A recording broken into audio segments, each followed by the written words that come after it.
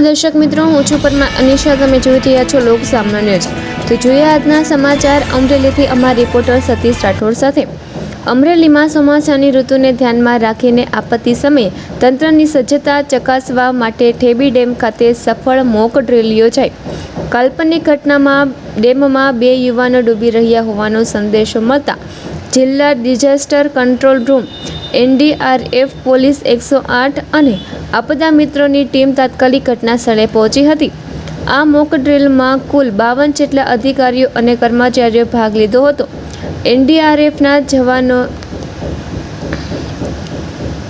NDRFના જવાનોએ આધુનિક સાધનોની મદદથી પાણીમાં ડૂબતા યુવાનોને સુરક્ષિત બહાર કાઢ્યા.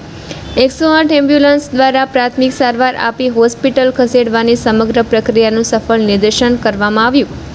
આ કવાયતનો મુખ્ય હેતુ આપત્તિના સમયે વિવિધ વિભાગો વચ્ચે ઝડપી સંકલન, બચાવ કામગીરીની સમીક્ષા અને તંત્રની તૈયારીઓનું મૂલ્યાંકન કરવાનો હતો. જિલ્લા વહીવટીતંત્રએ વિશ્વાસ વ્યક્ત કર્યો કે આવી મોક ડ્રીલ ભવિષ્યમાં કોઈપણ કુદરતી કે માનવસર્જિત આપત્તિ દરમિયાન ઝડપી અને અસરકારક કામગીરીમાં મહત્વની સાબિત થશે.